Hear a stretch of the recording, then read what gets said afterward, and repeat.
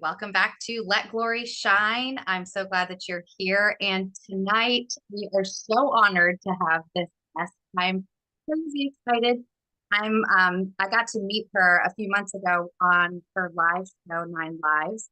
And I can't wait for you to get to meet her as well. And I'll introduce her in just a second. But before that, I'm going to share with you some of her accolades. And I could literally talk about her accolades for the next 30 minutes, but we're going to jump into other things. So, a few of those accolades are Vitelle is an actress. She can be seen in movies such as Tyler Perry's I Can Do Bad All by Myself and Vampire Diaries.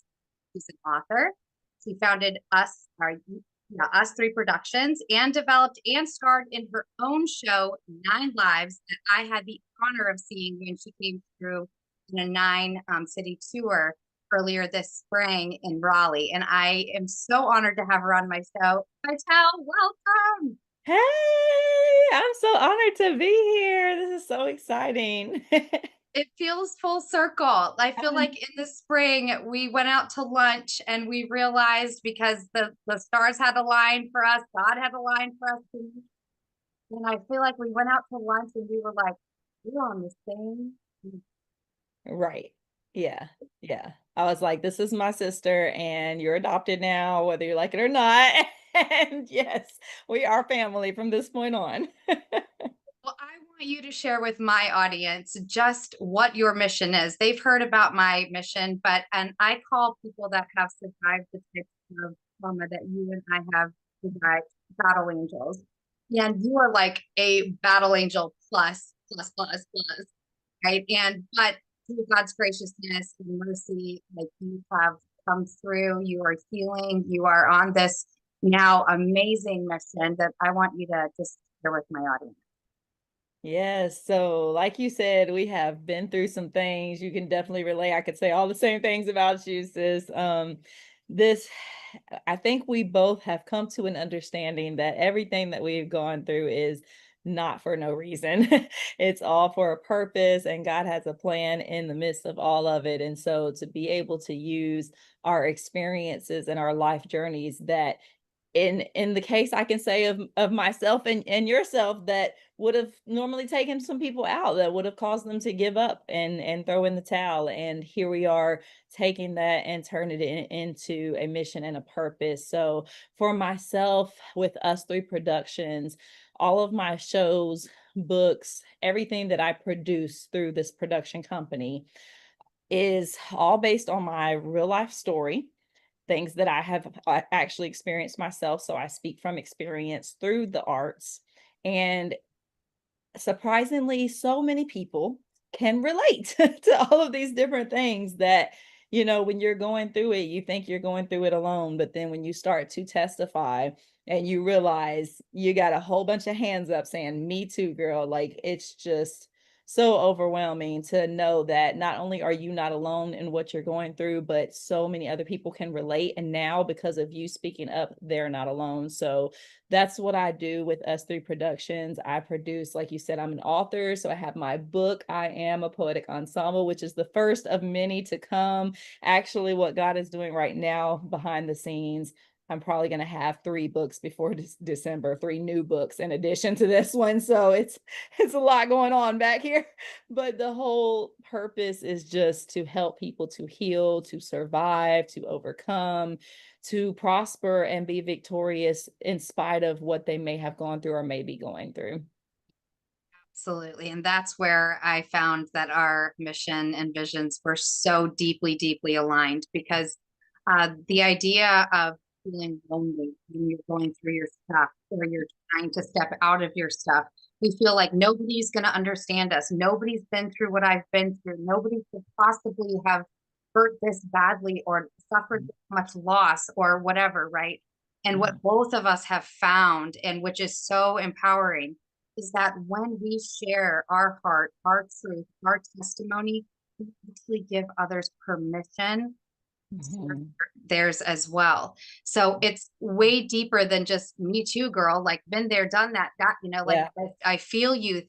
We give them permission to say, oh, if she can heal, if she can overcome, if Mhm. she can turn it into a testimony, God can turn it into a testimony. then there's somewhere for me to go. They find purpose in that. They find encouragement, and they suddenly feel less lonely. And that's been my experience for and over every stage that I get on, every podcast that I get on. Mhm. Anytime that I have the opportunity to share my story, there's always those people that can come up and say, I heard this that Yes. deeply impacted me or that changed my life. I can never look at things the same way. Right. So just so powerful. So tell my audience what Nine Lives is, because it is a phenomenal show. I know that you're done with the tour, this Mhm. first tour, but I know God's got more, because that was a phenomenal show. Okay, so you are actually my first interview post tour. So this is exciting. You get some exclusive scoop, okay? So I have actually been on, I can't really call it a hiatus. I've been resting as much as I can, but God has definitely been downloading and giving me some new things. So let's backtrack a little bit for those who don't know. The Nine Lives World Tour, I just completed a 9-city tour from January in 6 months. So from January to just this past month was the last show, probably like 2 weeks ago, actually. Time just flies for me. But it is a one-woman show called Nine Lives, and I play 9 different characters. They are all, it's based on my book that I just showed you guys, I Am.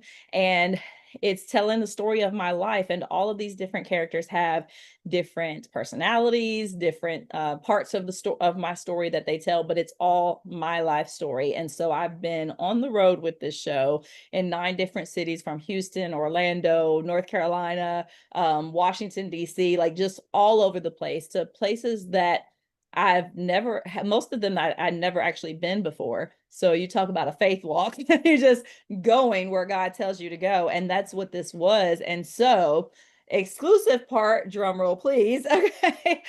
What's come of this now is that it's going to actually be a book. So, for those of you who missed it, this was not my intent at all. This is a little bit of a curveball that God threw at me, and has confirmed it multiple times over these past few weeks. But since the show, it's like, everyone obviously asks, how did it go? And I want to just tell it all, but there was so much to tell. Like, each different city that we went to was a different show. It was a different interaction. There was different people that we met along the way, that, like yourself, that God just brought along on this journey. And it's just like, I could literally write a book about all of this. And that's exactly what has happened in the last few days. Like, a whole book has downloaded into my brain. And I'm like, dang, I can't even type fast enough. Like, I need someone to type this up for me. So with the help of AI helping, and Siri and everyone else that's not human, that can stay up all night with me to get this finished, we are going to have a book probably by next month called Nine Lives, The Faith Walk. So yes, you get it exclusively right here. Gracious. So I have to tell you, after I saw your show and I have your book and I read your poems, there's so much heart in that book. I thought, I was like, gotta write a book. There's gotta be a Nine Lives book. I just felt it in every fiber of my being. Talk about Confirmation. girl. When we talk about that faith walk, like Mhm. I have never seen a faith walk so dedicated and to obedience, because you have faced so many obstacles on this tour. I've been watching you, and you've faced so many obstacles and you've overcome. And now it's the testimony, the faith walk, the book. Like, Right. my heart is bursting for you. I am Oh my gosh. so happy for you, Vitelle. That's amazing. Yes, I mean, even the book, even in the book itself, it's such a faith walk, because I have to pull away from my need, after a show. It's almost like falling from cloud nine. It's like, oh my gosh, it's over. Like, you're relieved and kind of glad, but then at the same time, it's like, what do I do now? Like, you've had this family that you've traveled the world with, for that you've built this family along the way, and you've just gotten in the habit of this. And so now it's like, you come down from the show, you have to kind of rebuild in a lot of ways, because it takes a lot to put on a show like this, financially, mentally, spiritually, everything. So I've had to like pull back and try to rebuild. But then also at the same time, it's like, the next plan originally was to finish part 2 of I Am, which is a first of a 4-part series, and then I was going to finish my book that's based on my show, The Face of Homeless. So that was my plan. But as usual, I have my plans, and then God is like, well, actually, here we go. And so the book, to do a book about this actual show experience, this tour experience, it's just like, dang, that means I have to pull back from what I normally would do, which is get my money back up and do, take care of me and home and step away from the public for a minute. And now it's like, no, actually, I got to finish a whole book, which does involve me stepping away for a minute, but also I have to get on interviews still and push the book, just like I pushed the tour. And I have to continue to walk by faith that the book is going to be funded from where, like, so when I say faith walk, I mean literally walking upstairs that we cannot see. And that's what we did this whole entire tour. And that's what I'm having to do now with the book, you know, not disregarding, but kind of putting my own personal life and whatever I may have going on and my kids and my everything, not on the back burner, but literally in God's hands and saying, okay, well, if you want me to do this, you got to take care of all of this, because all of this is distracting me right now. And so Ultimate surrender. yeah, so even the book itself is a faith walk, and you're gonna read all about that in it. Wow. I know about the download situation, when God had put it on my heart for years that I was going to write a book. And I was like, no, God, you got to bring a ghostwriter. You got to like, I don't write. What are you talking about, God? Like, that's not me. You got to bring somebody to write my book. I'm not writing it. And then God literally started downloading it. And I was like, oh, I'm actually going to have to type and I'm going to actually have to do this. Then it became exciting because I know that zoomies, I had the zoomies, the typewriter, like the computer zoomies. Yeah.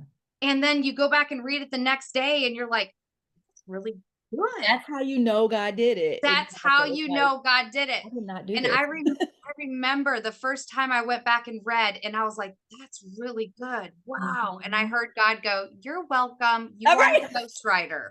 And I was like, I see you, God. The Holy Ghost writer.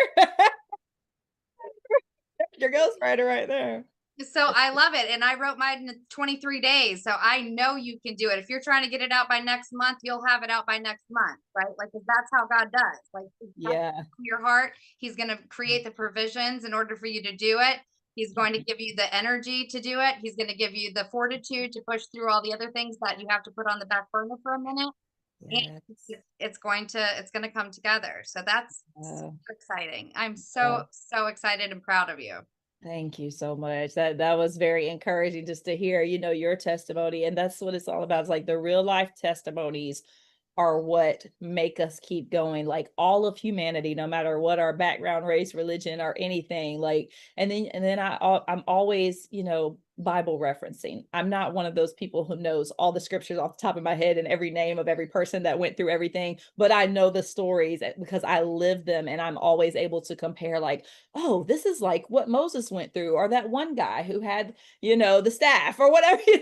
And so, like, you look at all of the testimonies that, like, this is something that people have been doing since the beginning of time, is sharing their own testimony to help all of humanity, not just for themselves or their family or even their generation, but generations to come. Some of us are that big of a called world changer. And if you think about all the people who were called from the Bible days, none of them felt, I don't think there was a single story in the Bible, correct me if I'm wrong, all my Bible scholars out there, but where have I seen anything where God called somebody to do something and they were immediately like, oh yes, I'm qualified for that. You called the right person, God. Not one single time. Every single time it was like, me? Are you sure? Like, Lord, get somebody else to do it. Like everything that we do when we're called, that's the reason why we have these stories and these people, whether you believe every single detail of them or not. Let's just face it, it is encouragement and inspirational to know that you're not the only one who feels unqualified when God calls you. And in fact, it seems as though to me that he purposely calls the unqualified, the people who feel like they're not good enough, the people who, have a lot of sin or been going through some things or whatever other, their background is, it's never like my resume says that I can do this. So yes, we are not alone in that.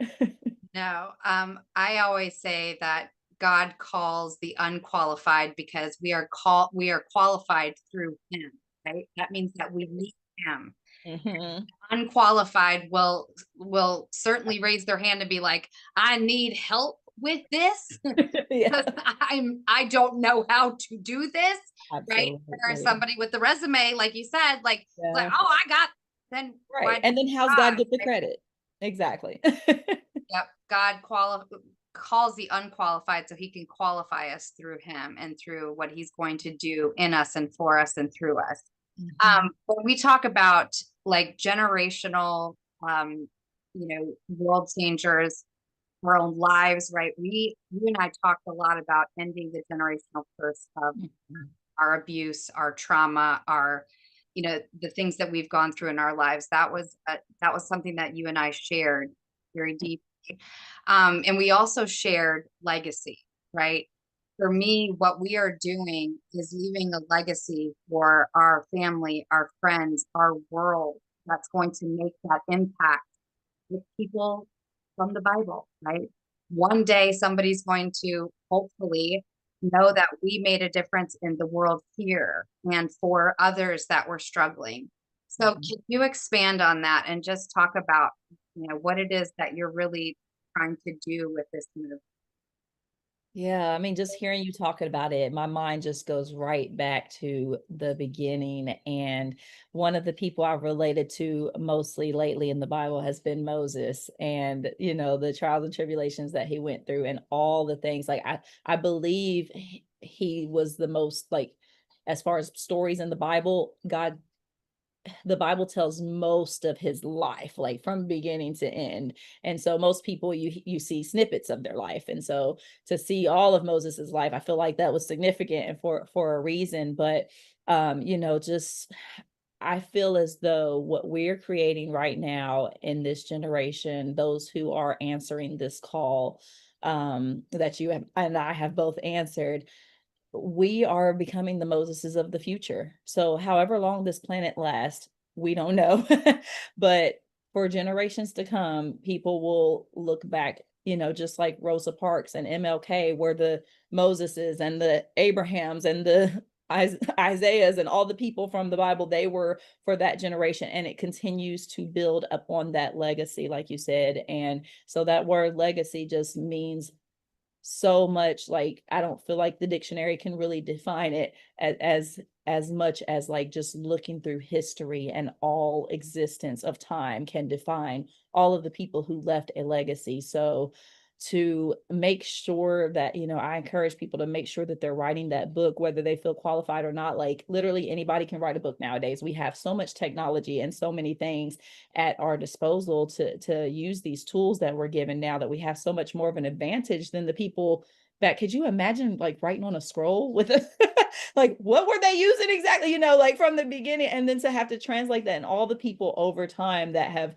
translated it and kept it going and put it on paper so that now we have books we can flip through and find the chapters and all the things. Like it took literally everyone, like every single person's part of that was so important to create and leave that legacy. And we may never know some of their names, but then others, the names live on forever. So, but no, none of them are any less important. It's just so important that we answer that call, that we become a part of that legacy building, that it just transcends all of time.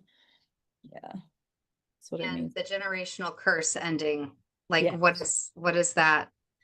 That part. No. So for me and my family, and well, I guess anybody can say this, that there's probably a lot of them that I could list, but especially I'm thinking about the generational curse of poverty and lack, and just experiences that I can speak for most women when I say a lot of us have experienced sexual trauma throughout our life at some point in time. And so just even that, to that being the norm, not just in my family or in just in general in society. Like we just look at that like that's something that just happens. And so all throughout time, people are taught you sweep that under the rug, you don't say anything about it, and all these things. And that's the reason why so many predators from all shapes and sizes and destinations were able to take advantage, because they felt like they're taught to be silent, and so we can just continue to do what we do. So I think right now we're living in a time where more people are speaking out than ever before, and no one is remaining silent. And that means hopefully less crime and less situations like this that are happening, because people are starting to realize, I'm not going to get away with this. If I do this, I'm probably going to have a book written about me and be sitting behind bars. So,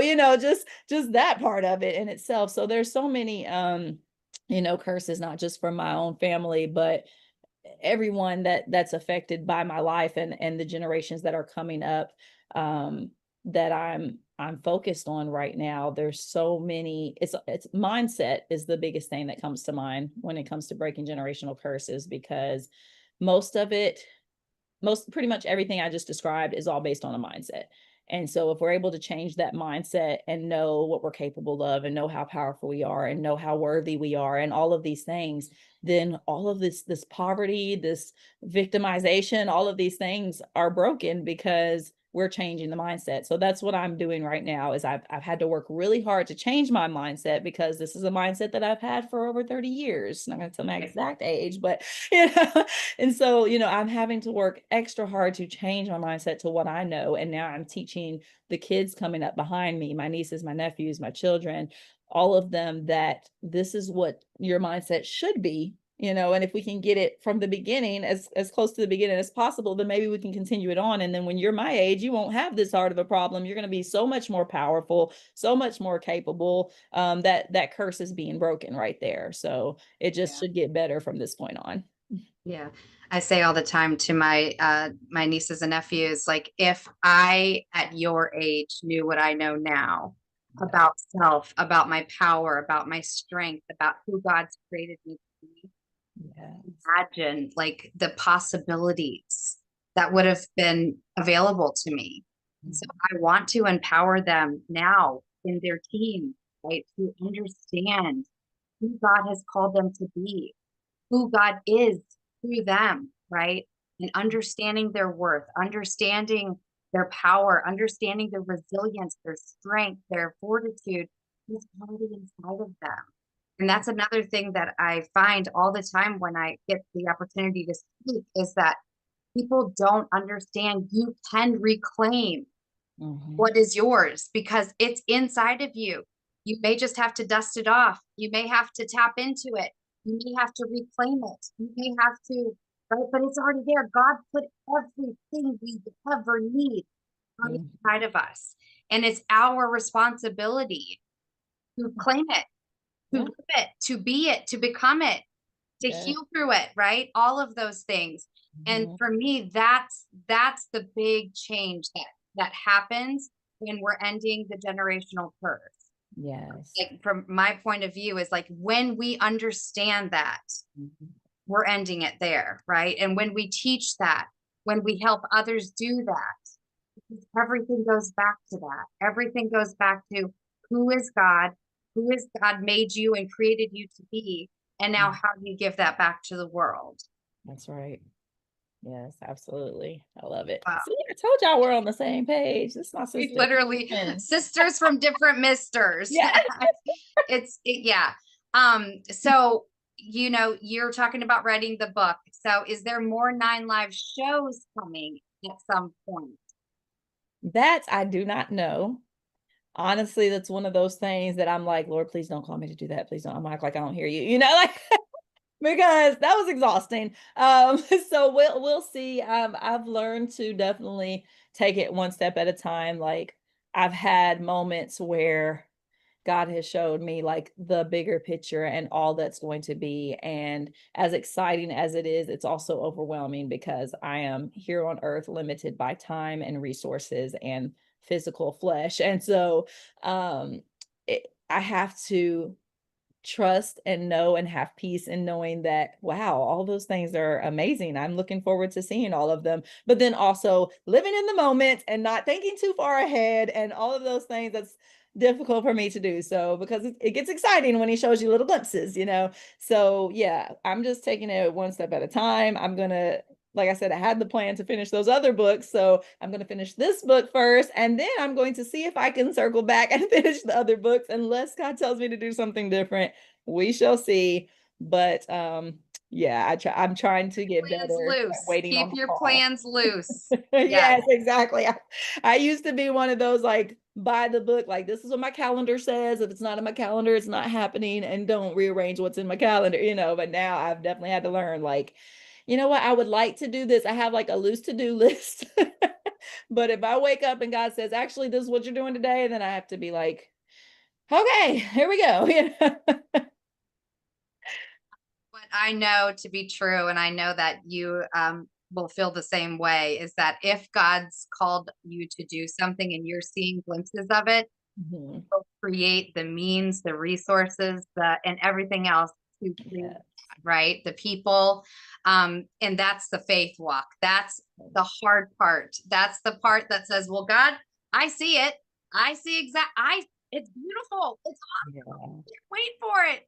But you got to do a few things before that, God, because I don't have the means to do it, or I don't have the resources to do it, or I don't know how to create that.